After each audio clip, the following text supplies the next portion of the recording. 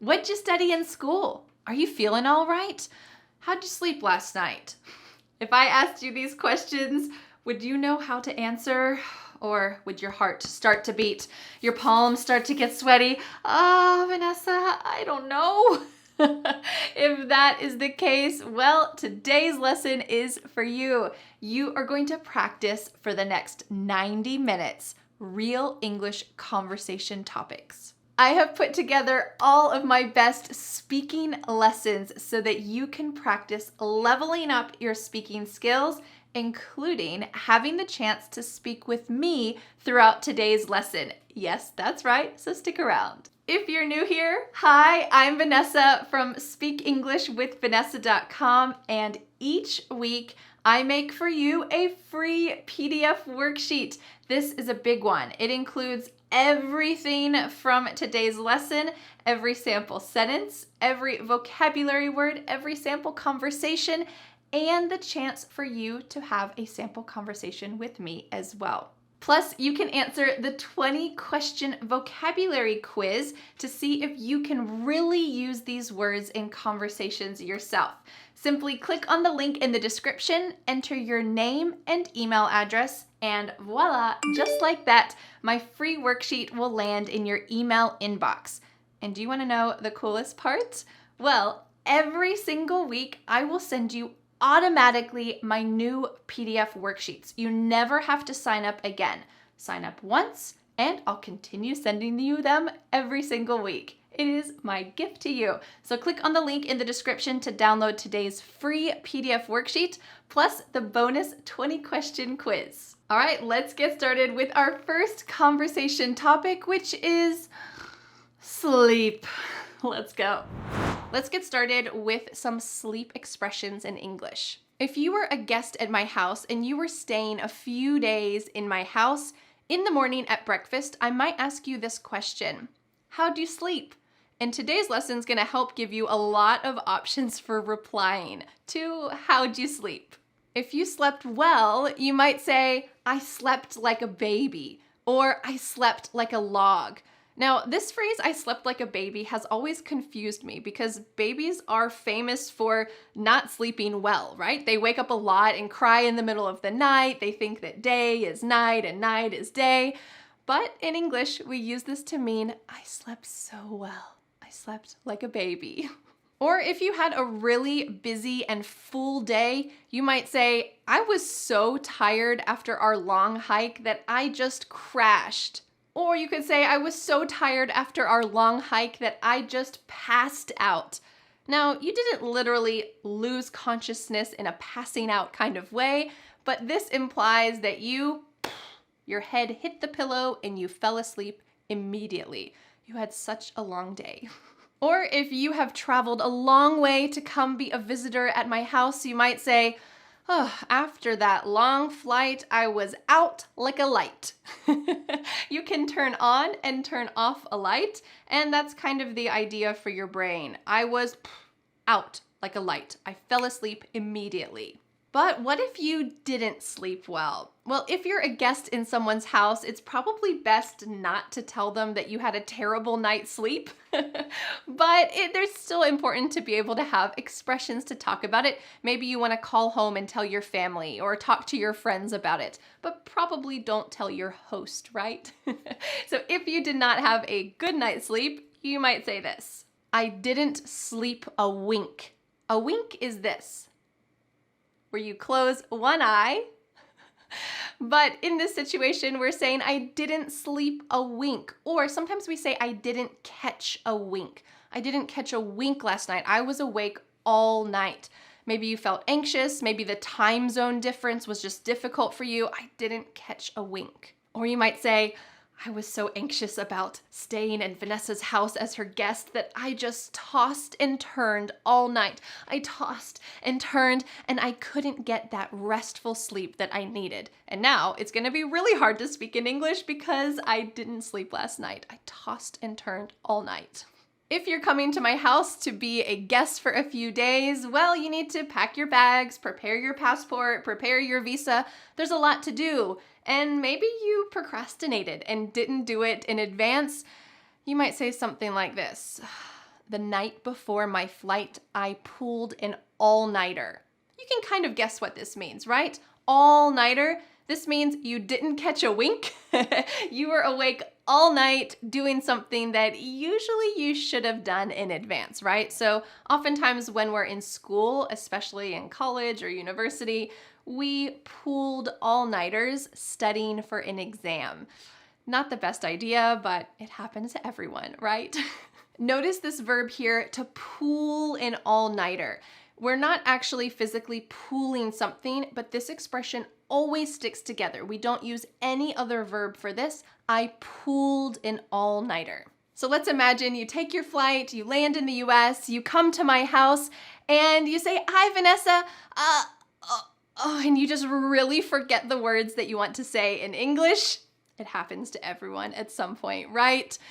You feel frustrated and annoyed at yourself, but you tell yourself, "I'm not going to lose sleep over it. Tomorrow I'll try better." And this phrase, "I'm not going to lose sleep over it," means there's something that frustrates you, but you're not going to let it overtake your mind and overwhelm you. I think this is a really healthy mindset. I was frustrated, but I'm not gonna lose sleep over it. I'm not gonna toss and turn all night thinking about how I made a terrible introduction to Vanessa.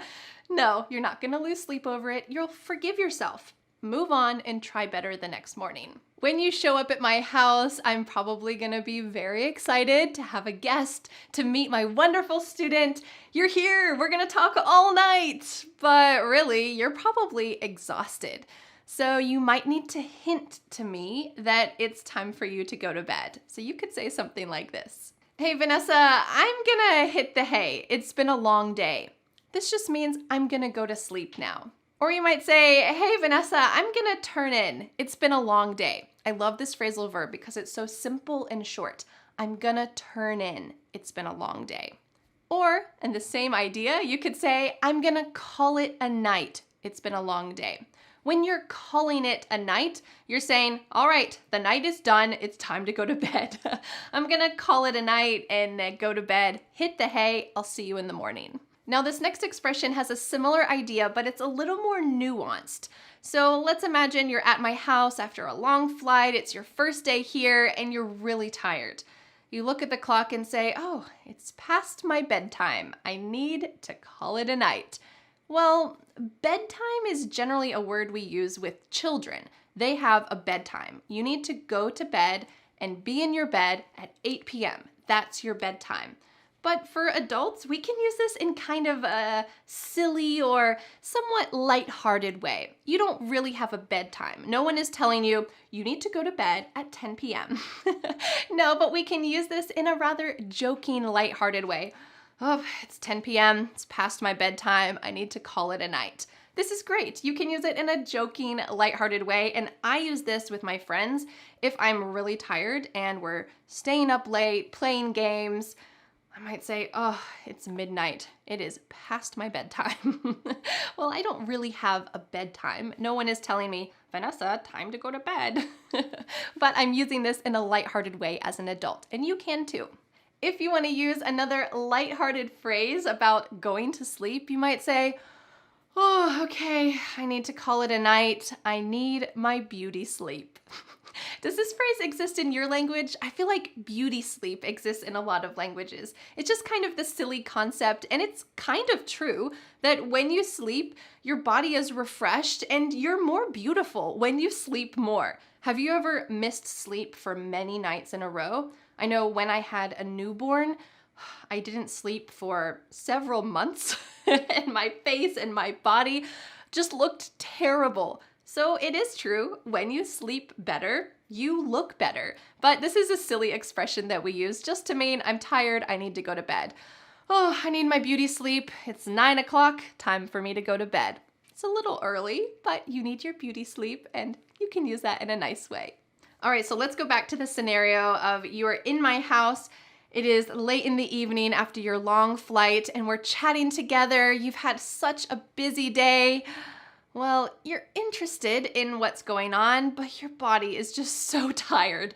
You might start to nod off, or you might start to doze off. These two expressions we sometimes use in the classroom too. If you have a boring teacher, or maybe you pulled an all-nighter and your body is so tired, you might start to nod off or doze off. And it just means you kind of accidentally fall asleep when you shouldn't fall asleep. I nodded off during the lesson. Hopefully not during this lesson, but it's happened to everyone, right? I remember specifically a time in my geometry class in high school. Geometry was not my subject. And I used to nod off during that class all the time. Probably my grades reflected that, but it was really hard for me to pay attention. Well, before you can go to sleep, we talk about our plans for the next day. Do you want to go on a hike? Do you want to go to a brewery?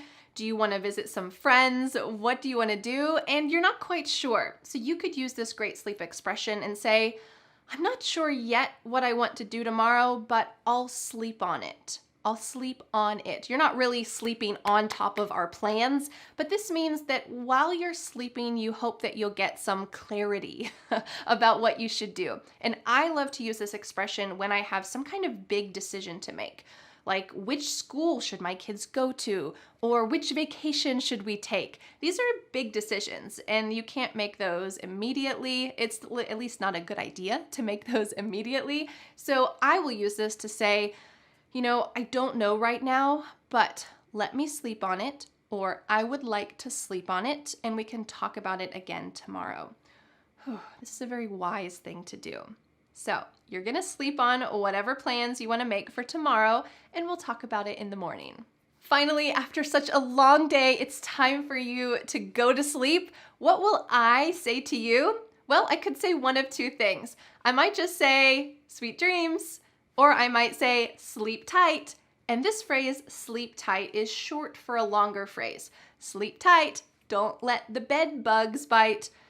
Well, I can guarantee you there are no bed bugs in my house, but this is kind of an old phrase. I think these phrases exist in a lot of languages that we just kind of bring from the past and use in the present. And oftentimes we cut it short and just say, sleep tight. Or we might say just, sweet dreams, sleep tight, I'll see you in the morning. Finally, time for you to hit the hay.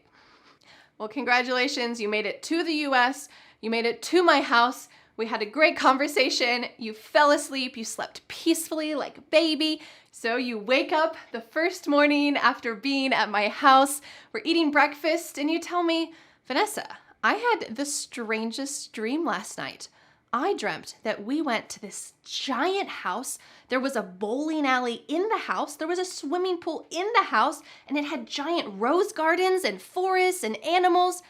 And I say to you, oh, that's very strange because that house, the Biltmore house, is the largest house in the US and it's in my city. Maybe that's what we should do today. Do you want to go to the Biltmore house together today?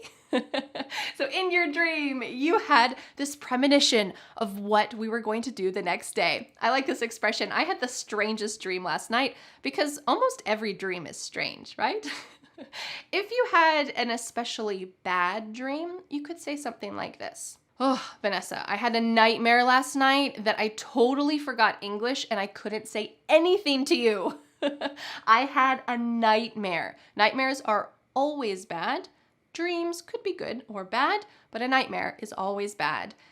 And don't worry, if you came to visit me, I'm sure you would not forget all English.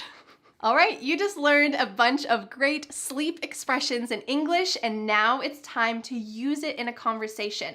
You're going to watch a sample conversation about sleep between my husband Dan and I want you to pay attention. Pay attention to the phrases we use, see if you recognize any of those from the lesson that we just had, because after this sample conversation, it's going to be your turn. You're going to speak in English with me about sleep. But first, let's watch the sample conversation. Hey Dan, how'd you sleep last night? Not great. I tossed and turned all night. Oh no, what's wrong? Well, earlier this week I pulled an all-nighter to finish a project, and the next day I nodded off during a really important meeting. Oh no, was your boss mad at you? Yeah, he says he wants to see me in his office tomorrow morning. Oh, well, I wouldn't lose sleep over it. You're a hard worker and he knows it. I hope you're right. Well, I better call it a night and get some sleep. Yeah, well, sleep tight and I'm sure everything will work out fine. Thanks. Bye. Bye. All right, now it's time for you to speak with me in English about sleep. I'm going to be asking you a few questions about sleep and then I'm going to pause. And during that pause, I will be listening to you around the world. No matter where you live, I have magic teacher ears. I can hear you. So make sure that you speak out loud, you answer my question, and if you need more time, you can always pause this video, and you're welcome to go back and repeat this section as many times as you need to. That's the beauty of learning English online. All right, are you ready? Let's do it. So tell me, how did you sleep last night?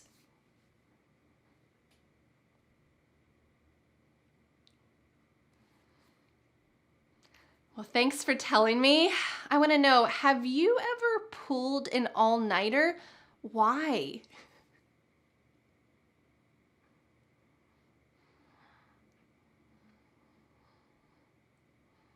Yeah, one time I pulled an all-nighter too because I totally forgot about an exam that I had for college until the night before.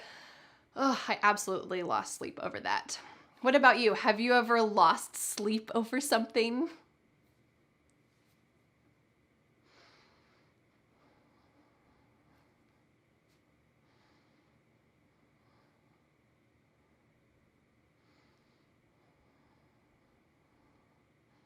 Well, thanks for sharing with me. I think everyone loses sleep and feels anxious about stuff. It's just a normal part of being human, right?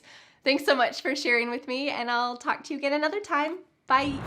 Great work talking about sleep.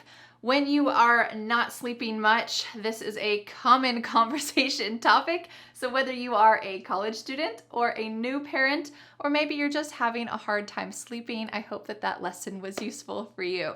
Our next topic is feelings. Talking about our feelings is not an easy thing, speaking from experience, but it is important, especially if you want to have a deeper relationship with other people in your life. You need to talk about how you're feeling. And to do that in English is a little bit of a challenge. So the next lesson is for you. You will learn how to talk about your feelings in English and how to connect with other people. Let's watch. Let's get started by talking about some important vocabulary where you're going to talk about your feelings. Let's imagine that you've been going through a hard time. You've been working really hard at your job and you thought that you would get the promotion that you really wanted. And then it turns out someone else got the promotion.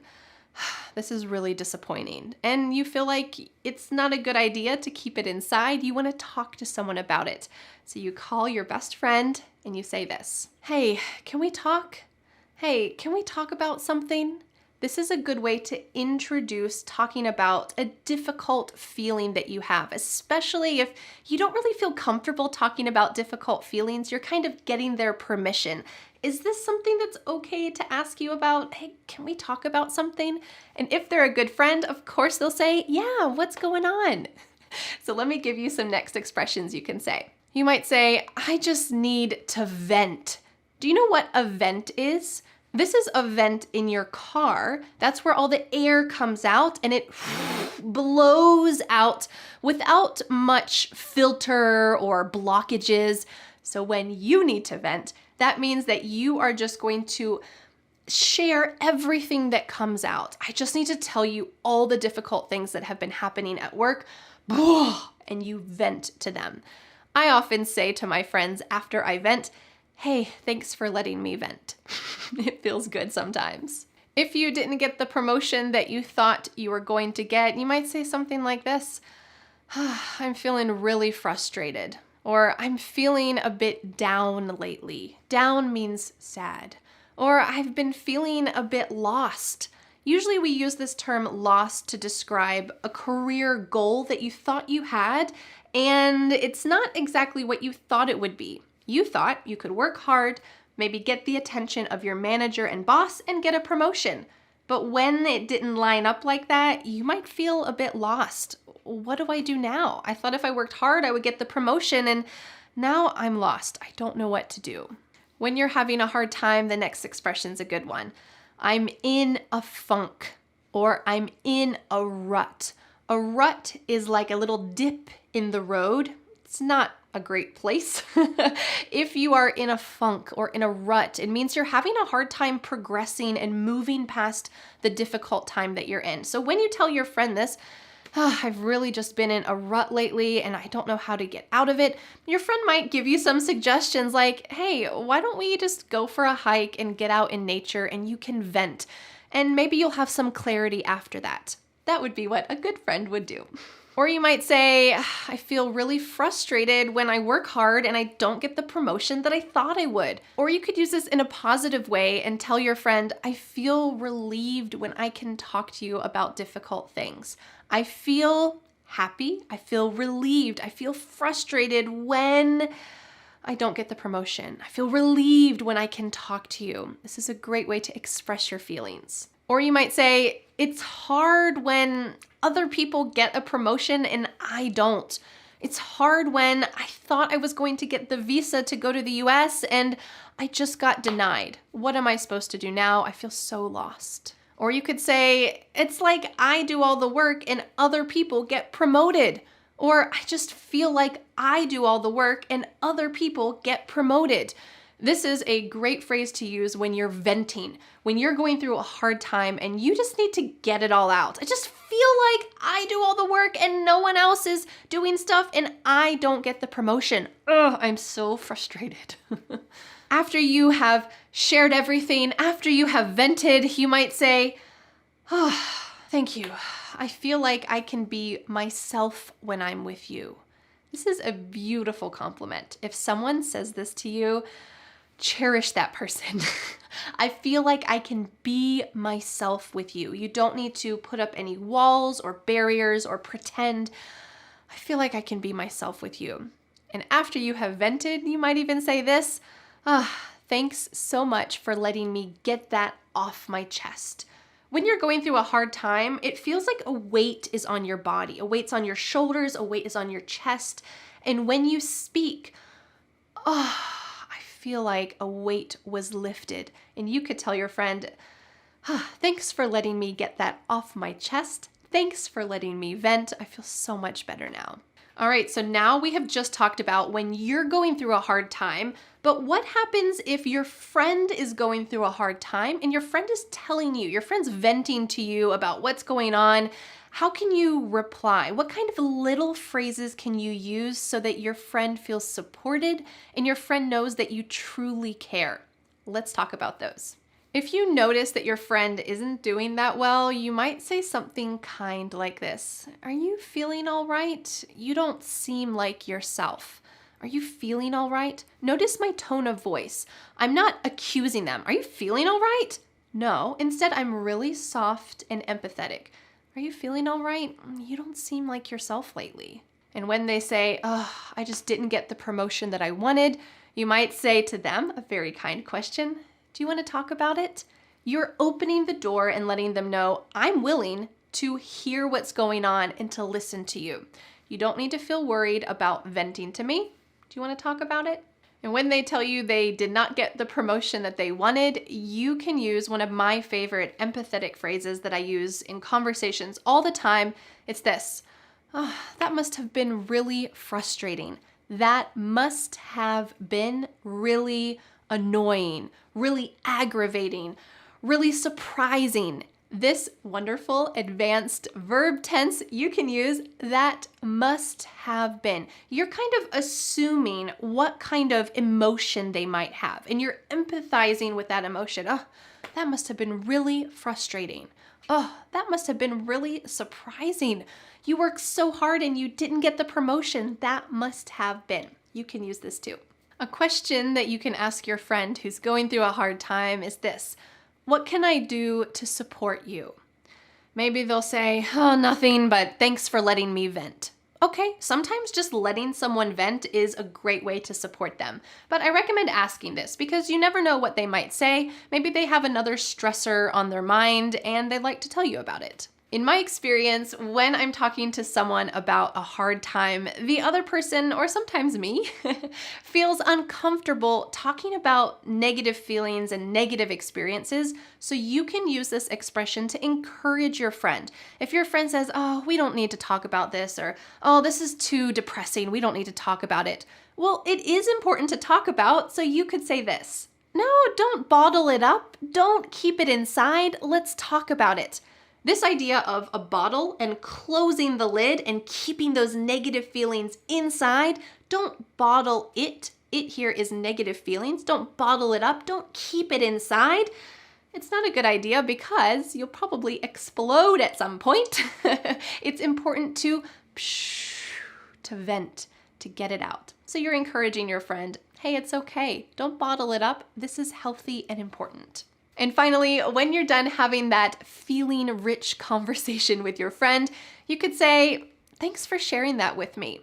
This is a good conclusion that lets them know you really care and you're glad that they shared something difficult with you. It deepens your friendship, and here you're acknowledging that. Thanks for sharing that with me. That means a lot. All right, now that you just learned a lot of feeling expressions for you to talk about your difficult feelings and for you to hear and respond to your friends' difficult feelings, now it's time to take a look at a sample conversation between my husband Dan and I as we talk about our feelings. I want you to pay attention, listen for some of the key phrases that you just learned, because after that sample conversation, it will be your turn to speak with me about your feelings. Dun, dun, dun. Are you ready? All right, let's watch that sample conversation first. Hey, Dan, are you doing all right? You don't seem quite yourself today. Not really. Can I talk to you about something, actually? Of course. What's up? Well, there's this thing at work, and I worked really hard at it, and my coworkers got all the credit for it. They didn't do anything. I feel like the more work I do, the less recognition I get. That must be so frustrating. It's hard when you work hard on something and no one seems to notice. Yeah, I just feel like if I say anything, they're gonna think I'm complaining. Yeah, I get that. But don't bottle it up. You might stay mad at your boss and coworkers, and you might be distracted at work. That's a good point. Well, thanks for letting me get that off my chest. No problem. Thanks for telling me. I really appreciate it. I had no idea work was so stressful. Thanks. Well, I gotta go. I'll see you later. See you later. All right, now it's your turn to speak with me about your feelings. Don't bottle it up, get it out, and vent. I am going to be your friend today, and you are going to be sharing with me something difficult that is happening now or that has happened in the past in your life. So I want you to take a deep breath, and during this conversation, I will ask a question and then pause, and my magic teacher ears will hear you around the world, no matter where you are, so make sure that you speak out loud. If you need to pause so that you can speak longer, that's totally fine. If you need to review and go back to this section again and again to practice, go ahead and do it. That's the great thing about learning English online. All right, are you ready? Let's talk about your feelings. Hey, are you feeling all right? You don't seem like yourself lately.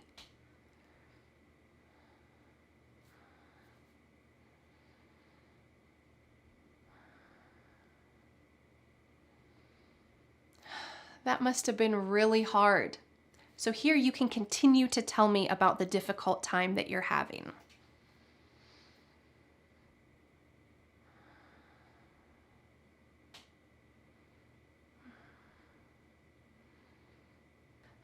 What can I do to support you?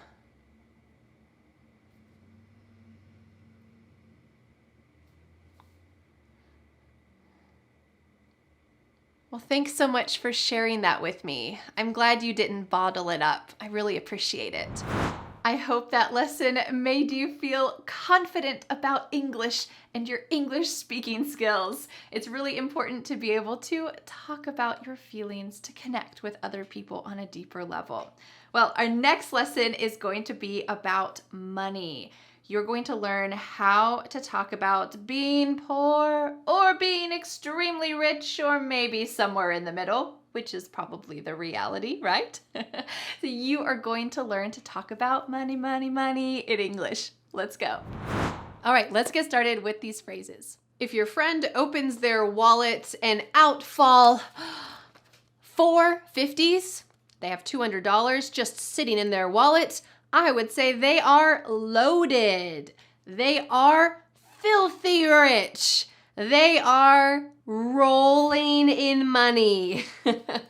Now, maybe $200 to you is an enormous amount of money. Maybe it's nothing to you, but I don't have $200 just sitting in my wallet for fun. So if someone has a lot of money, these are 3 fun expressions that you can use to talk about someone who has an enormous amount of money. We might say, he owns 3 houses, 2 boats, and 5 cars. He is loaded. He is filthy rich. He is rolling in money. If you are rolling in money, you might be called the 1%. This is never a positive thing to be called. Or you might be called out of touch. Both of these expressions, the 1%, to be out of touch, both mean that really you have no idea how normal people live. So we might say, man, ever since he got this high-paying job, he has become so out of touch. He doesn't realize that I can't go to a fancy restaurant every weekend. He must be the 1%. Now, really, to be the 1%, you have to have like billions of dollars. But we often use this in daily conversation to mean someone who has so much money that they have no idea how normal people live. They are the 1%. They are out of touch. Now, what if you open your wallet and, I only have $2. That's all the money I own. Well, what could we say for you? Well, you could say you're poor, but it's not a very kind expression, and we want to expand your vocabulary today.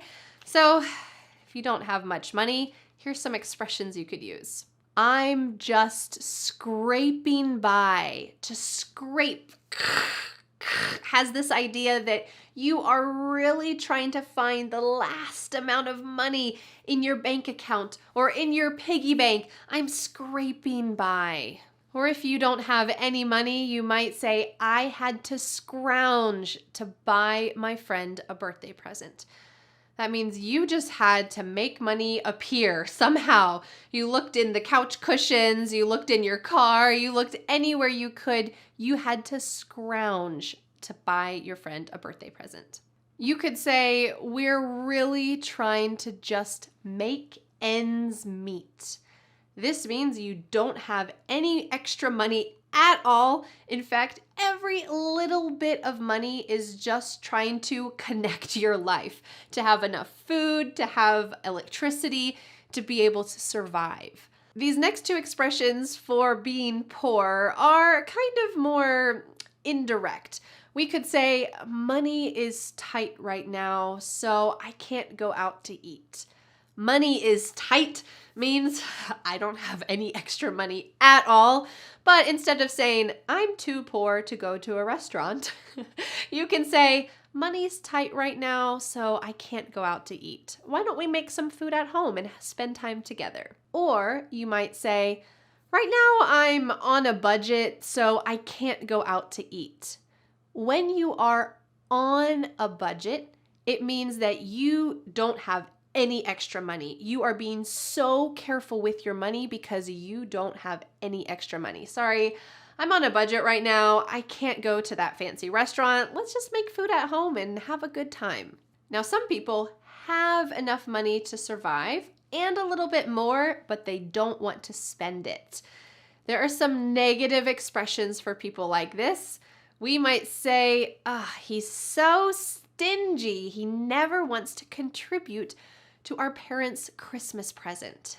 Well, maybe he has an extra $20 to help spend for your parents' Christmas present, but he never wants to do it. He's stingy. Or you might say, he is such a penny pincher. He wanted to make sure that the bill was exactly split so that he didn't have to pay 1 penny more. He's such a penny pincher. Now, if someone calls you a penny pincher or calls you stingy, it is negative. Stop being such a penny pincher.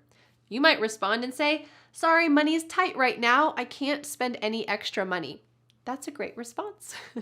But if you don't want to spend any extra money, there is a great cultural phrase that you might use.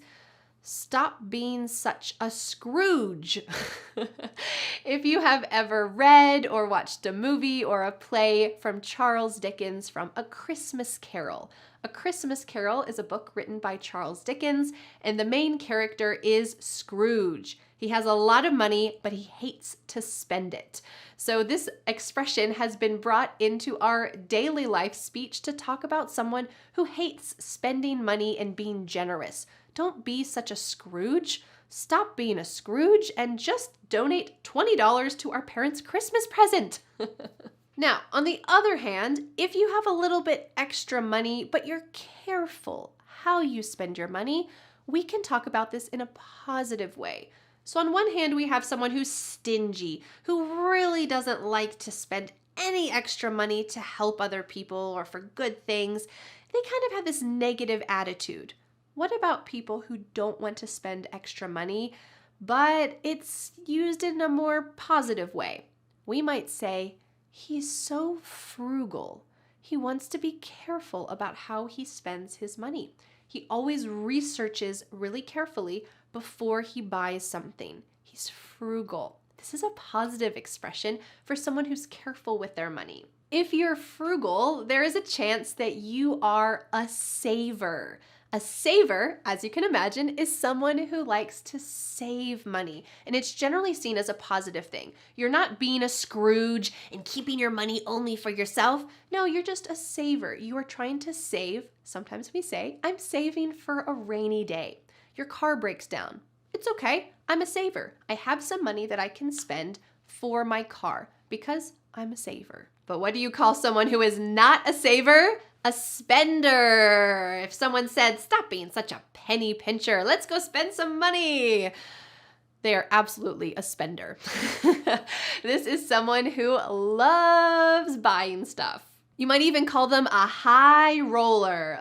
He is such a high roller. I don't like to go shopping with him because he just buys so much stuff and pressures me to buy more. The next phrase for spending lots of money, I'm curious if this applies to you. Money burns a hole in his pocket. Does money burn a hole in your pocket? You can imagine that when you get paid from your job, that money, it's like fire. You just have to spend it. Oh, you can't stop thinking about it. Money burns a hole in your pocket. You are not a saver. You have to spend it. You're a spender. You're a high roller. Money burns a hole in your pocket. What happens if you're not stingy? You're not a penny pincher. You're not a Scrooge. You are generous. You are charitable. So when my city, Asheville, went through a terrible hurricane, there were thousands of generous people. There were thousands of charitable people who donated supplies to help my neighbors, to help our town, which was incredibly in need. They gave, even though they knew they would not get something back. This is a beautiful character trait, I think. In general, we try to teach our children that you can spend money, you can save money, and you can also give money. There are 3 things that you can do with your money, and it's also important to give. Give without expecting to receive back. Just be charitable. Our final category of expressions to talk about money is, what do you call people who are smart with money? These people might have a lot of money, or they might have not much money. It doesn't matter. You can be smart with money no matter how much money you have. We might say, she is money savvy. Savvy is a very fun word. And this just means you're smart with money.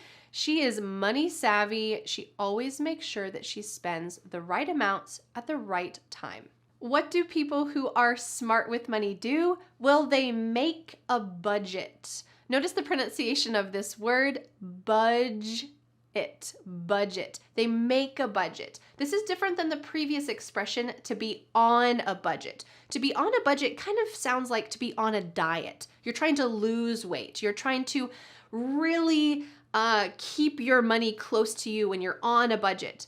But to make a budget means that you are trying to determine how much do I need to spend on my house? How much do I need to spend on my medical expenses, on my food?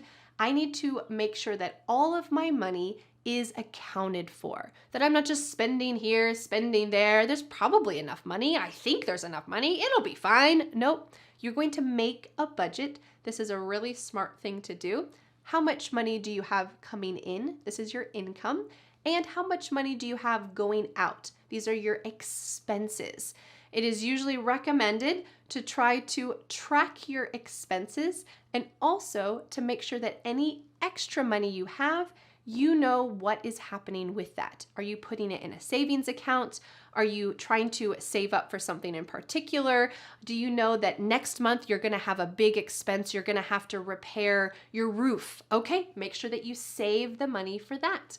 This means you are making a budget. It takes some experience.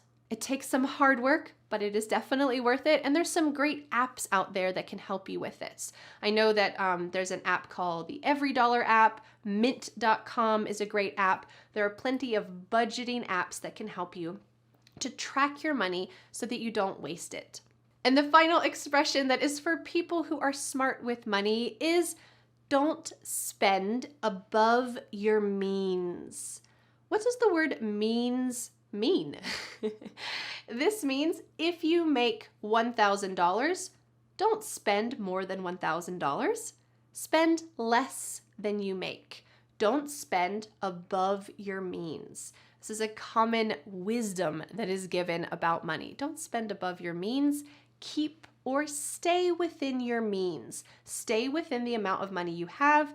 Try not to use credit cards, get a loan. These types of things are not being smart with money. Instead, live within your means. All right, we have just talked about plenty of expressions for talking about money, rich, poor, using money, smart with money, all of this. Now it's time to see this in a real conversation. So my husband Dan and I are going to be using some of the expressions that you learned today in a conversation about money. I want you to listen carefully because after this conversation, it's going to be your turn to speak with me about money. I know that money can be a taboo topic, but today, you know what? We are just going to speak freely. Practice using English out loud. So let's watch that sample conversation and then it will be your turn. Let's go. Hey Dan, what's going on? Oh, you making a budget? I am. I decided to buy a new car, so I'm trying to learn to be more money savvy. Oh, that's a smart idea. So do you see yourself as more of a saver or a spender? Well, when I was younger, money used to burn a hole in my pocket, but now that I've gotten older, I'm more of a saver. How about you? Well, when I was growing up, money was tight, so I learned how to be frugal. But now that I'm older, I'm not the 1% or anything, but I've learned to be a saver, and I also like to be charitable to the causes that I care about. Yeah, even though I'm saving up to buy a new car, I still want to be generous and give money to charities I believe in. Oh, that's really thoughtful of you. Good luck saving up for the car. Thanks. See you later. All right, now that you heard that sample conversation, it's time for you to practice speaking in English with me about money. So let's imagine that you are trying to be more careful or smart with your money, and you've come to ask me some questions about what can you do? Some advice about how to be smarter with your money. Let's have a conversation about it. I'm going to be pausing after my questions. I want you to speak out loud. You can always pause the video, speak for longer. You can go back and review this section as many times as you need to. It's a good chance to use the vocabulary that you've learned and grow your confidence. Are you ready? Let's talk about some smart money advice. Hi, it's nice to see you. I would love to talk about making a budget with you. So tell me, why do you want to make a budget?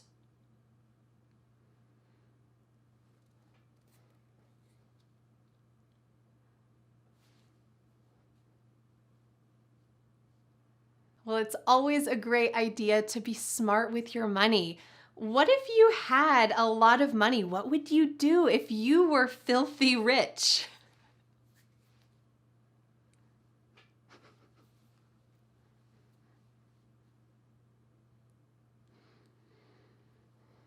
Those sound like some fun and great ideas. Well, I have a question for you. My sister has always been a spender, and she really wants to become a saver. Do you have any advice to help her become more of a saver than a spender? I'd love to hear what you think.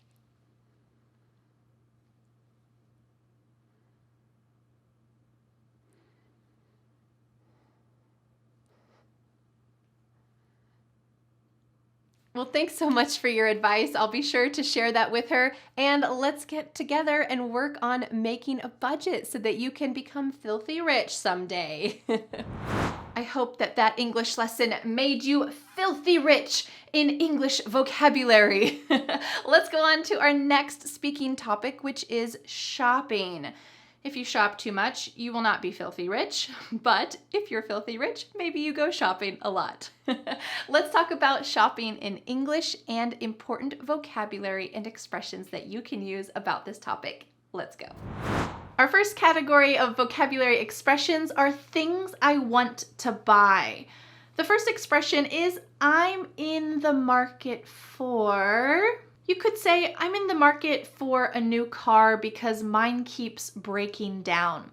Well, this expression just means I'm looking to purchase a new car, but it's not very emotional. The first expressions we're talking about here are not very emotionally driven purchases. I'm in the market for a new car. It's just a necessity. I'm in the market for it. The next expression is a little similar. I'm on the hunt for. I'm on the hunt for some ski gear for my upcoming ski trip. Do you know where I can get any on sale? Well, this is not a very emotionally driven purchase. I'm on the hunt for something. Okay, well, I need to buy it. It's a necessity. So I'm on the hunt for some ski gear. Do you know where I can get a discount? Our next expression is starting to get a little more emotional.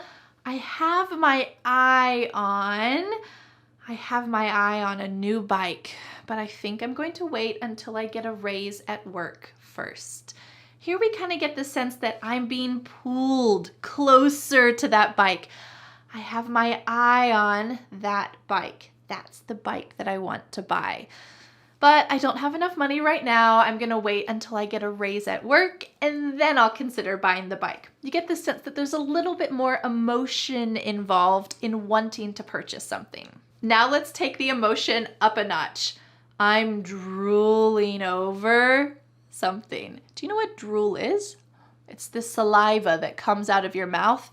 And if you're looking at something that you really love, maybe your mouth starts to water. If you see a beautiful, delicious dinner in front of you, you start to drool. Well, it might be the same for a purchase that's not food.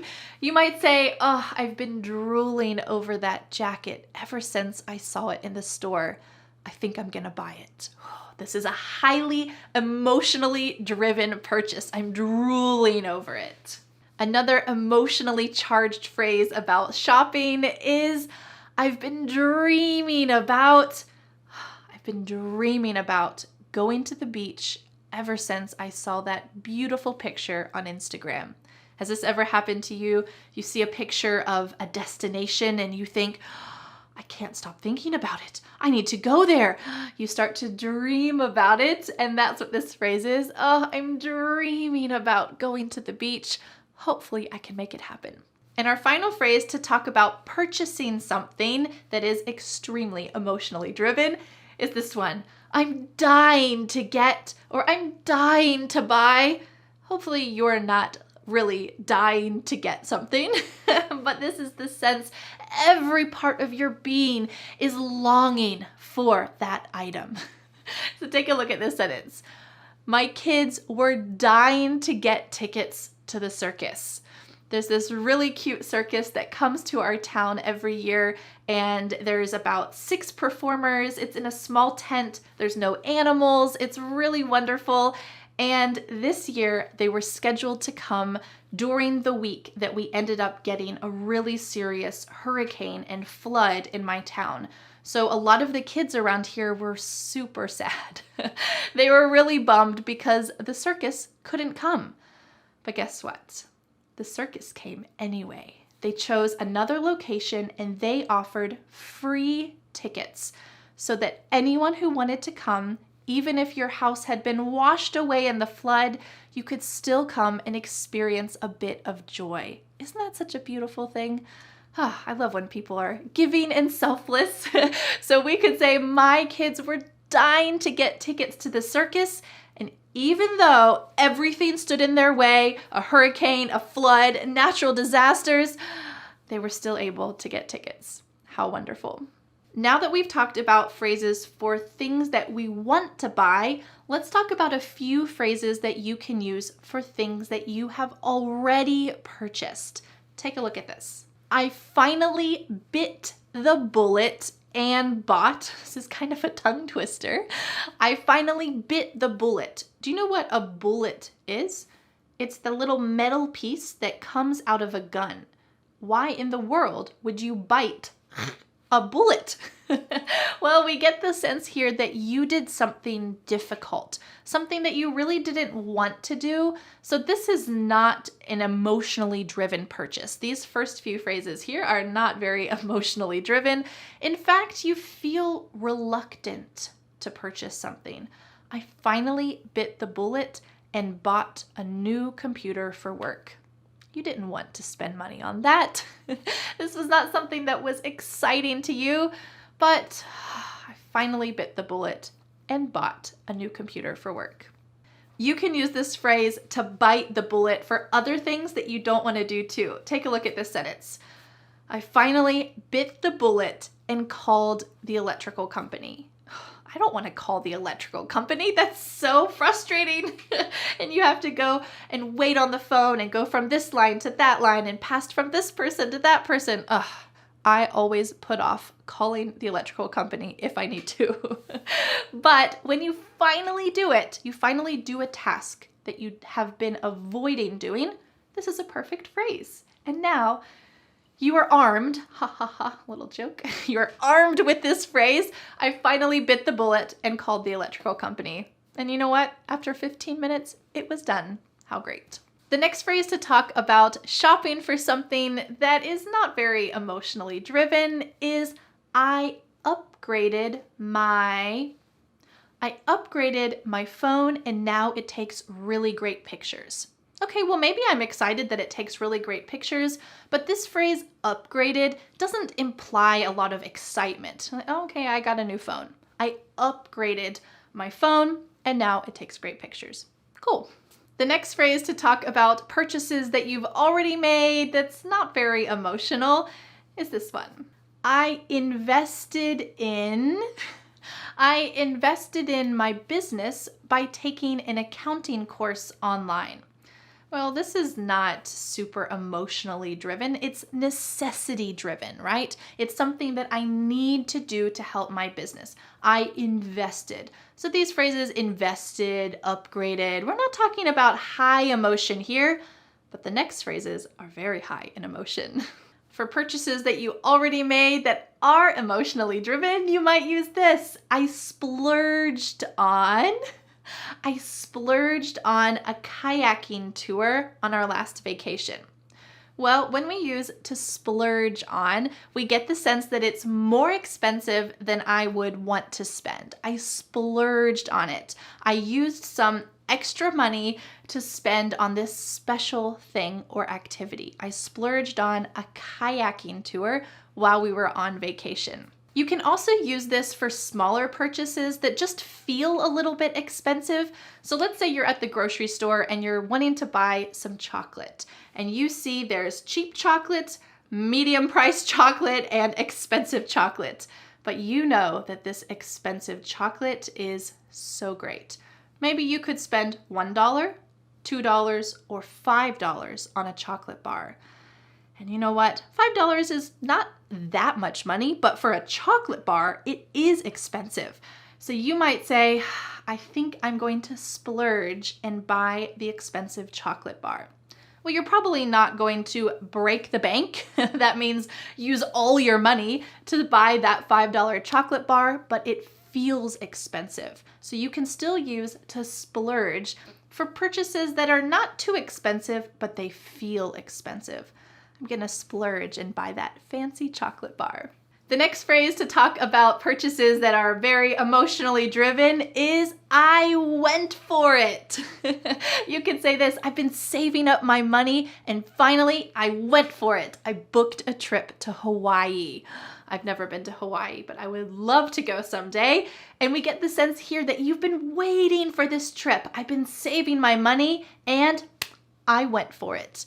You get the sense that you're diving into the water. I went for it and I booked a trip to Hawaii. I just went for it. We don't know if this is a good purchase or a bad purchase. It could be a neutral purchase, but it's something that is exciting to you. I went for it. I decided to buy a trip to Hawaii. Our final phrase to talk about purchases that you've already made. This is one that is highly emotionally driven, and it was a deal I couldn't pass up. Do you know what a deal is? This means the discount was so amazing that you just could not walk away. There was a deal or a discount. So let's imagine you're at the store and you see some shirts.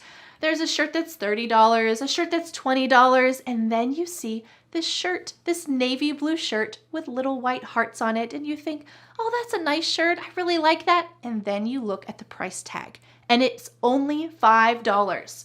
What? Do you think that you're gonna walk away? No way.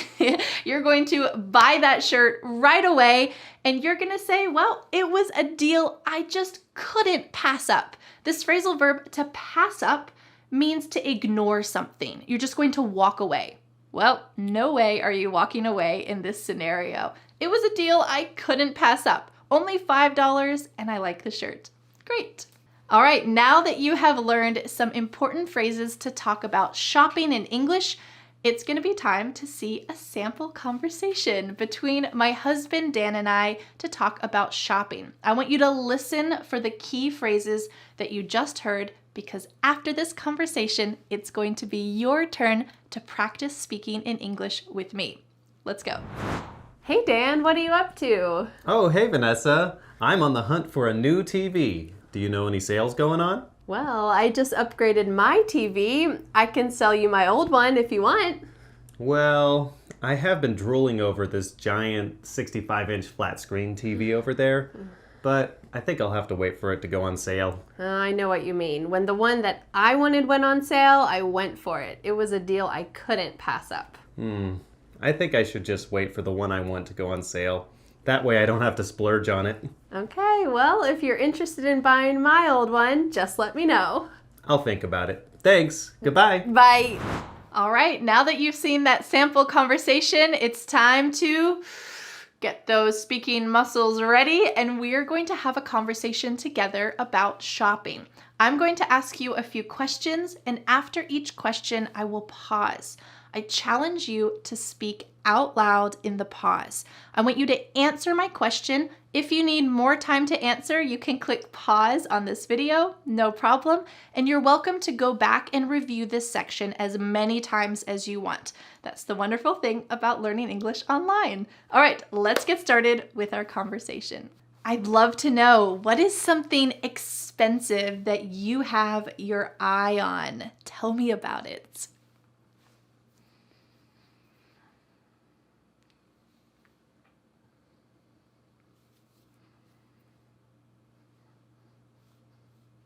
So is this something that you're upgrading to, like you need it? Or is it something that you're splurging on that you really want? Let me know.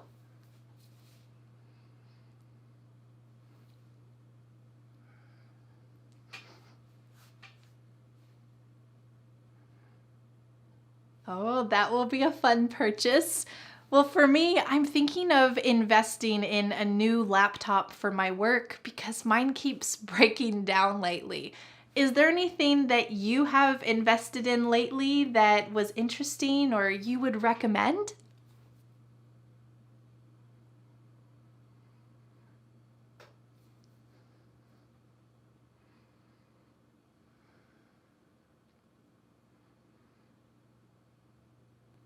Oh, thank you so much for sharing. I love talking to you today, and I hope you have a great day. Bye. Great work practicing speaking about shopping in English. The next topic is slightly different, and it is school. Specifically, talking about your high school or college and university experiences. How do we talk about these in natural daily life conversations? Well, there are a few extremely common questions that we ask each other, and I want to make sure that you know these and you can answer them easily so that when someone asks you, you're ready. Let's go. Let's start by talking about some common school expressions. The first one that's common to ask in daily conversation is, did you go to school around here? This is a great way to have a small talk conversation with a neighbor, with someone that you pass by close to where you live, or if you meet someone for the first time and you don't know what to say, you might ask them something like this, did you go to school around here? If the answer is yes, you might say, I went to school just around the corner, or I went to the local elementary school. I went to the local high school. Of course, maybe you didn't go to school around here and you would just say, no, I went to the local high school back in my hometown. A common follow-up question to did you go to school around here is when did you graduate? Now, this is a tricky question because are they asking about your high school graduation or your college graduation? And really, we don't know. It's all about the context, and maybe you need to provide some more details. So if someone asks you, when did you graduate? You could say, I graduated high school in '05. That's true for me. Or you might say, I graduated college in '09.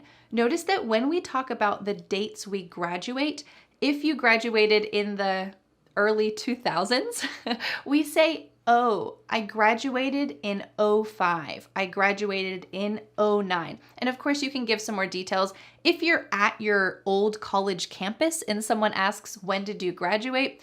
You don't need to give more details. I graduated college in '09. You can just say, I graduated in '09 because you already know the context of the school that you went to. But of course, it's always fine to give more details so that people understand what you're talking about. If you graduated before the 2000s, you could say, I graduated in '87. I graduated in '95. Or if you graduated recently, you might say, I graduated in 2014. I graduated in 2024. Wow, last year, congratulations. So with those later dates, we often say the full year. And this might change as time goes on. Maybe in 2065 in the future, maybe we will change the way we say those years that are farther in the past. But for now, dates that are relatively recently, we say the entire year. And for dates early 2000s and before, we just say the last two digits. Let's say you meet someone who graduated in the same year as you. What can you do to express your surprise? You could say, oh, no way, me too. And this is just a short, simple phrase that you can say to express your surprise, but also to connect with them. I find that oftentimes my English students know the content that they want to say, but it's those little connecting phrases that are sometimes difficult. So if you also graduated from college in '09, you might say to me, oh, no way, me too. And that's a great way to connect. Do you remember the question I asked you at the beginning of this lesson? What did you study? This is also a tricky question because in school we study all subjects, right? But there is a nuance to this question. It has a very specific meaning. It is talking about what was your degree in college? I didn't say college. I didn't say the word degree. I just said, what did you study? So you need to know that they're talking about your college degree. You could also say, what did you major in? What did you major in? And it has the same meaning. And it's a little more explicit because the word major is talking about what did you get your degree in? It's a little more specific, but they both have that same meaning. So if I asked you, oh, you graduated in '09, what did you study? You could tell me, oh, I studied engineering. I studied graphic design. Great. I know that you didn't just take classes in those subjects. That was your focus. You have a degree in engineering. You have a degree in graphic design. So for me, I could say I studied English. I have an English degree. Or I was an English major. There are multiple ways to say that English, the language and literature, were my focus when I was in college. That was the degree that I was getting. I have a degree in English. I was an English major. What about you? If you went to college, let me know in the comments. What did you study? But of course, not everyone goes to college, and that is perfectly all right. There are some other phrases you can use if you did not go to college. You might say, I went straight into the workforce after high school. So let's imagine you are having a conversation with a neighbor who you just met, and they say, oh, where did you go to college? And you're thinking, I didn't go to college. What can you say? This is the perfect phrase. I went straight. There were no detours. I just went straight into the workforce. I knew that I wanted to get a job, or maybe you couldn't afford to go to college, or you didn't have that dream of going to college. Maybe no one in your family went to college, so you went straight into the workforce. You could say, I started working directly after high school. That's okay, but you will hear this phrase, I went straight into the workforce. You will hear that absolutely in daily conversations because it's kind of a common fixed phrase. I just went straight into the workforce. You could also use the next phrase, which is kind of a fun one. I graduated from the school of hard knocks. Here we're talking about knock like knock, to knock on a door. But this is the idea that you didn't go to formal college or formal university. You learned in life. This is the school of hard knocks. So you learned through trial and error. You learned through all the ups and downs of life. I went to the school of hard knocks. I graduated from the school of hard knocks. Now, this is obviously kind of a funny, casual phrase. If you are in a business situation and it is very formal, don't use this phrase, but I think it's a fun one to express that you didn't go to college, but you were very smart. You know a lot about the world. You graduated from the school of hard knocks. Congratulations. The next phrase includes two opposites that I think are quite interesting to talk about. Take a look at this phrase. He is book smart, but not street smart. Or the opposite, he is street smart, but not book smart. Now here we're talking about an academic type of intelligence, book smart, compared to street smart, which doesn't mean that you're able to wheel and deal and go on the streets. It doesn't really mean the streets. It just means that you have a sense for how to go about in the world. Maybe you're really communicative. You really know how to connect with people. It has more of the sense, I can learn these things not in school. I am not going to be learning street smarts in school. In fact, that's kind of the definition, right? Those are things you cannot learn in school. So if you're the kind of person that did not do well in school, you just were not a book smart person. You could say that about yourself. I'm not very book smart, but I am street smart. I have always been street smart and not book smart. That's something you can say about yourself, and that's perfectly acceptable. There's not one type of intelligence, and I think that's kind of a fun way to express it. All right, we just talked about the opposites, book smart, street smart. Let's talk about two more opposites. You could say, I'm not a good test taker, or I am a bookworm. These are not perfect opposites, but they have the idea that someone who's not a good test taker is probably someone who feels really stressed when it comes to the pressure of tests. Maybe you have the knowledge, but you're just not able to get it on the paper at the right time. I think that's happened to all of us to some extent, right? But the idea that I can learn it, I can tell you about it, but I'm just not a good test taker. That can be really frustrating in school. Was that you? Maybe you weren't a good test taker.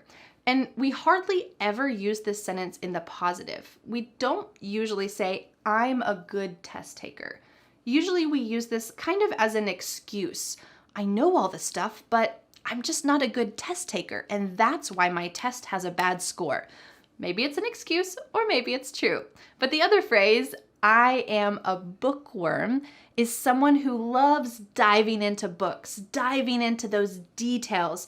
Maybe they're not very street smart, or maybe you can learn that skill a bit, but they are someone who just loves academics, loves diving into those book type details. I'm a bookworm. Maybe you like to read a lot. I like to read a lot, and so I would say I'm a bookworm. I'm not someone who excelled at school all the time, but I like reading, and that certainly helps in school, right? If you enjoy reading, then you'll do better in school than people who don't like reading. The final 4 phrases are ones that we use to talk about our experience with education. If you are currently in school, or maybe you're studying English here with me, if you have a test coming up, you will probably use a phrase like this: I gotta hit the books. We're using the reduction gotta, which is I have got to. It just simply means I need to. I need to hit the books. You're not really hitting the books. It just means I need to study hard. So you are going to be focused on your textbooks, or maybe focused on Vanessa's lessons. So if you say, I gotta hit the books, I have a test coming up tomorrow, you really gotta hit the books, probably pretty seriously. Because you are here learning English with me, I imagine that this applies to you. I am a lifelong learner. Most of you are not high school students, so you are later in life still learning new things. You have said to yourself, I want to learn English, and I think there's a possibility that I can learn more English. You are a lifelong learner. You're always learning throughout your life. You don't confine learning to just school. You're open-minded, and you are realizing that in the world, you can learn in so many different ways. You can learn online, you can learn by connecting and talking with other people and learning about their experiences. You are open to learning. And I think that's true about most of my students. You are a lifelong learner. That's a beautiful thing. Something that is probably also true for you, because you are learning English here online, is you like to expand your horizons. Do you know what the horizon is? It is the line at the end of the world. When you look out at the ocean and you see a line, that is the horizon. It is as far as you can possibly see. And to watch the sun rise over the horizon or set over the horizon is such a beautiful thing. So how can you possibly expand your horizons if that is the furthest point that you see? Well, this is just a figurative expression, and it means that you like expanding your world. You like learning new things, and thus you are expanding your horizons. So when you are learning English here on YouTube, hopefully with me in this lesson, you are expanding your horizons. You're learning things about American culture, about another language, about another way of thinking. Here you are figuratively expanding something that already seems big. You are expanding your horizons. It's a wonderful character trait. All right, today's final expression before we get to the sample conversation and then your chance to speak is I have a thirst for knowledge. You probably have a thirst for many things in life, a thirst for water, something to drink on a hot day. So here this figurative expression is talking about an intense need. I have a thirst for knowledge. I'm always wanting to learn more. I'm always trying to find out more. You came here to learn English online because you have a thirst for knowledge. Maybe you studied English in elementary school or high school and it didn't go great. You knew some, you forgot some. It was probably just a lot of writing and reading and not much speaking. You can't understand TV shows because that was not what you learned in school. And you felt disappointed by that and realized, I still want to learn more. I don't want to completely give up on English. You have a thirst for knowledge, a need to learn more. And I'm so glad you have a thirst for knowledge. You are a lifelong learner. You want to expand your horizons. And I'm so grateful that you are here learning English with me.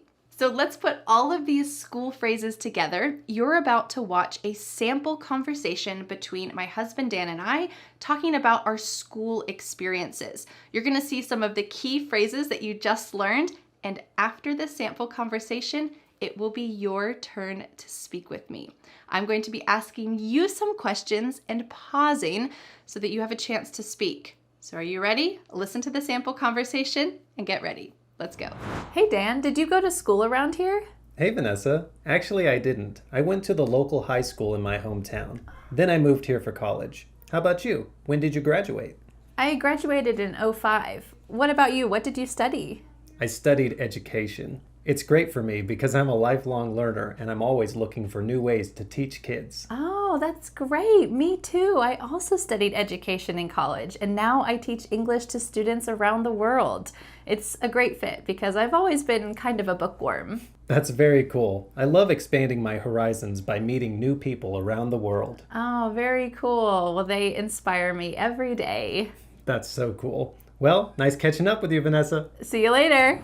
All right, that was a sample conversation about school. Now it is your turn. Are you ready? I'm going to be asking you a few questions about your school experience, and then I will pause and I will be listening for your voice. No matter where you live around the world, I can hear you. I have magic teacher ears. So make sure that you are speaking out loud. And if you need to pause this section for more time to respond, that's no problem. You're welcome to repeat this section as many times as you need to. This is your chance to practice speaking out loud. Are you ready? Let's do it. So tell me, what did you study in school?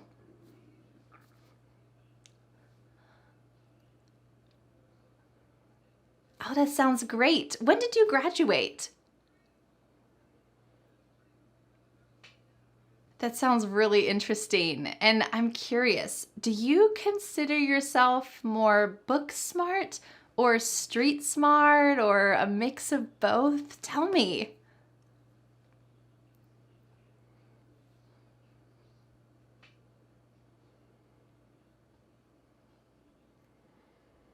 Oh, that's so interesting. Thank you for sharing, and I'm so glad to talk with you about a little bit of your school experience. I'll talk to you later. Our final conversation topic today is children. So whether you have children, whether you know about children, whether you have ever seen a child, this lesson is for you. You're going to be able to engage in conversation about children, your own, someone else's, and you'll be able to talk about it fluently. Plus, you'll practice speaking with me as well. Let's go. Let's start with some common phrases that people use to talk about other people's children, especially tiny, cute children. Oh my gosh, look at those. Look at those big blue eyes. Oh, look at those little toes. I know people have said this about my children many times, and I feel that way, so it's always sweet when someone else feels that way as well. Oh my gosh, look at those. Look at those little cheeks or big cheeks. Who do we have here? Notice that tone of voice. It implies that I'm not talking to an adult. I'm talking to the baby or to the small child, and I'm simply asking their name. But this is a kind of roundabout way that adults sometimes address babies or infants by asking this question, who do we have here? And probably that child is too small to respond for themselves, so the adult might say, oh, this is my daughter, or oh, this is my son, and then say their name. Oh, he looks just like you, or oh, she looks just like you. Has this ever happened with your kids that someone says they look exactly like you? That's very heartwarming and sweet. I would say so far none of my kids look really like me or exactly like me. Maybe when they get older, they'll have those tendencies, but this is a common phrase people often use to talk about small children. Another common question used in conversations about children is this: how old is he? Maybe you're seeing the child play soccer and he's great at it. You could say, wow, he's really good at soccer. How old is he? Or for my daughter, she is a little bit more than 1.5 years old, and she is so good at climbing. at the playground. She climbs up the highest structures, no problems. Of course, my heart is pounding really hard, but sometimes parents say, oh my, she's really good at climbing. How old is she? Because she's really young. But look at her, she's way up there. For slightly older children, a similar type question is this: what grade is he in? Wow, he's so tall. What grade is he in? And this is kind of a way to ask how old he is. If you say, oh, he's in 3rd grade, we know, okay, he's 8 years old, maybe 9 years old. And it's just a small talk question when talking about other people's children. Now I want to tell you 3 phrases that I often hear. These are common phrases that people who have several kids often hear. And it's this: oh my, you have your hands full. You heard this at the beginning of this lesson, and it means, you have so much going on. So when I go to the grocery store with my 3 children, a 7-year-old, a 5-year-old, and a 1-year-old, well, that's a lot of people to manage at the grocery store. Usually before we go to the store, I have a little talk with them. This is how you behave. This is what you can do, what you can't do. Here's the things we're going to buy. Please behave. And it usually works. Sometimes it doesn't. But this is a phrase that I often get. Wow, it looks like you have your hands full. And it's not meant to be negative. It's just a comment that, wow, you have a lot of children who you're trying to do this maybe slightly difficult task with. Another phrase for people with lots of kids is, you must be busy. So sometimes when parents tell me that each of their kids plays a different sport, oh, this sounds so stressful to me. And I would say to them, well, you have 4 kids and each kid plays a different sport. You must be busy. Instead of saying, you must be overwhelmed. How can you possibly do that? That's a little negative, right? So instead we can use this less direct expression and say, wow, you must be busy. And who knows, maybe they like to be busy. Maybe it is a fulfilling type of busy, so you're just making a comment. And the final expression for people with multiple children is, what good helpers you have. This is what every parent wants to hear, right? So yesterday I was at the grocery store with my 7-year-old and my 1-year-old, and my 1-year-old was passing items from the cart to the checkout lady. And she said, wow, what good helpers you have. This is a wonderful thing to hear. It means they are behaving, they are helping, and it's kind of a child-directed expression. The next 4 phrases for conversations about children are comments that oftentimes older people will give to younger people. Now, you don't need to be extremely old. I would just say that you need to be beyond the age when your children are really little. Maybe you have teenage children, or maybe you have grandchildren. These are great expressions that you can use when talking about other people who have kids. I remember those days. It goes by so fast.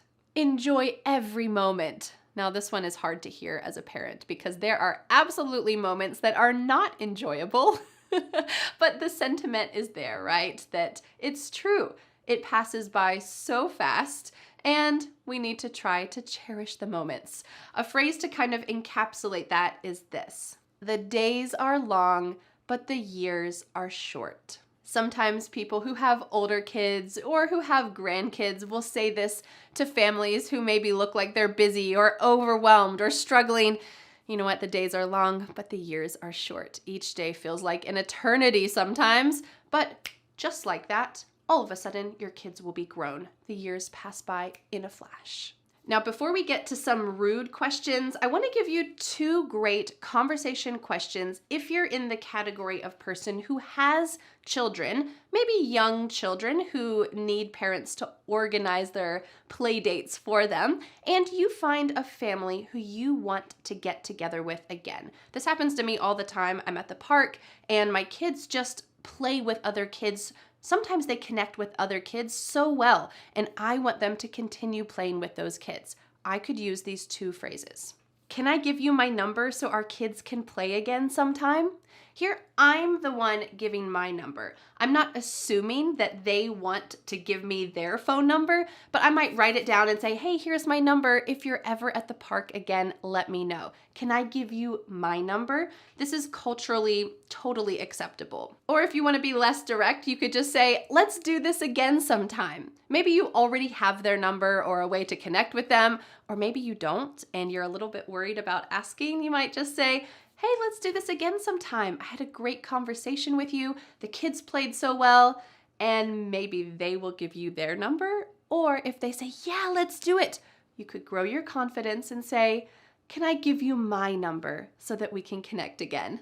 Great. All right, the next few questions are questions that are rude to ask people with children or people without children in English. This is specific to American culture in the US. It might also be true in your culture as well. Actually, let me know in the comments. But these are absolutely true in the US. The first one is, do you have kids? It's just too personal, especially this one. Do you want to have kids? If you're someone's best friend, of course you can ask them, but this is not a great question to ask most people. It's too personal. And certainly not the next one. Why don't you have kids? Just leave it alone. There's so many reasons why someone might not have kids. They might not want kids. They might not be able to have kids. They might be really, really wanting kids and they just haven't been able to get pregnant yet. This is extremely personal and really touchy, so just avoid it. Also, don't ask, are you going to have more kids? This happened to me a lot when I had one kid. Are you going to have more kids?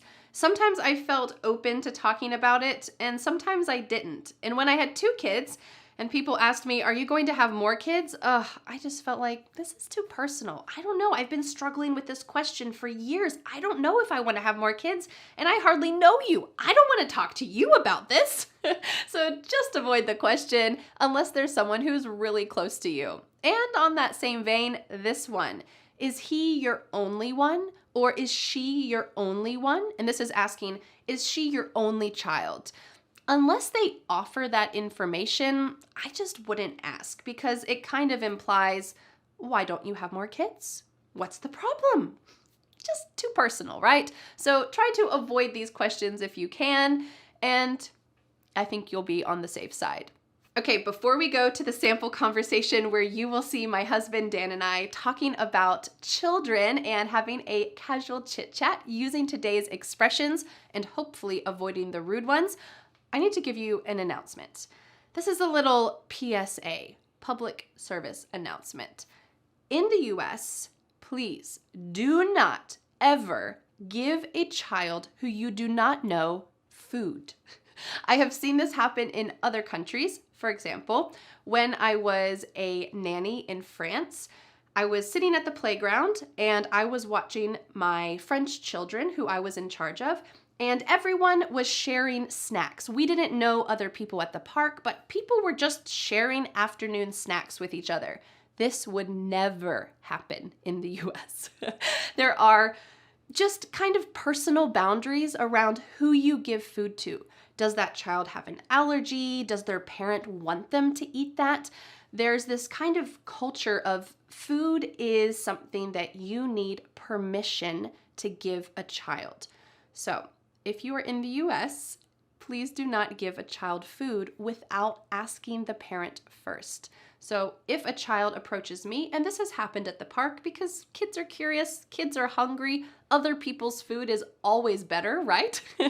Kids come up to me when my children are eating a snack and they look so longingly, they really want that snack, and I see their parent and maybe I have some apple slices.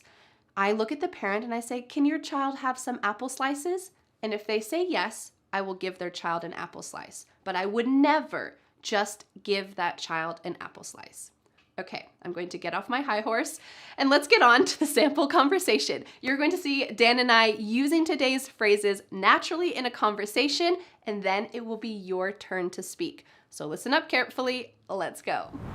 Oh, hey, Dan. Who do we have here? Hey, Vanessa. This is my daughter, Matilda. Oh, my gosh. Look at those eyelashes. They're so long. Yeah, she's pretty cute. How are your kids? How are they doing with school? Oh, it's an adjustment, but they're doing pretty well. I remember when they were Matilda's age. It goes by so fast. That's what I've heard. I try to enjoy every moment. Me too. Well, this was nice. We should catch up another time. That sounds great. Me and Matilda would love that. Oh, me too. Well, I'll see you later. I'll see you later too. Bye. Bye. All right, now it is your turn to have a sample conversation with me. Now we're gonna do a little bit of imagining. This is slightly different than we usually do for these speaking sections because maybe you don't have a baby, maybe you don't have an older daughter, but I want you to just imagine and to create an answer using the best English that you can. Are you ready? I'm going to be asking you a few natural conversational questions and then I'll pause. During that pause, I want you to speak out loud.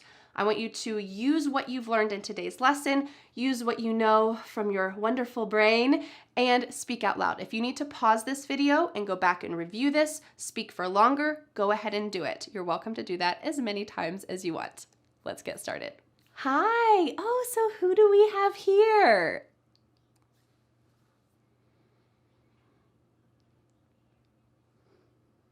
Your older daughter is in school now, right? What grade is she in?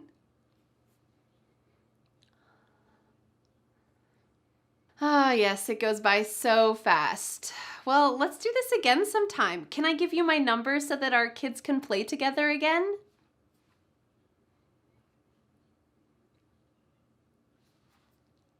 Well, thank you so much. It was great to meet you, and it was great to meet you too. I'll see you later. Bye.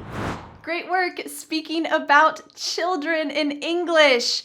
The next step, you know what it is. It is to click on the link in the description to download today's mega PDF worksheet. It includes everything from today's long speaking lesson. It includes every vocabulary word, expression, bonus sample sentences, a 20-question bonus quiz, plus you can see every sample conversation. You can review them. That way you never forget how to actually talk about these topics in real life. Simply click on the link in the description, enter your name and email address, and voila, just like that, the free PDF worksheet will land in your email inbox.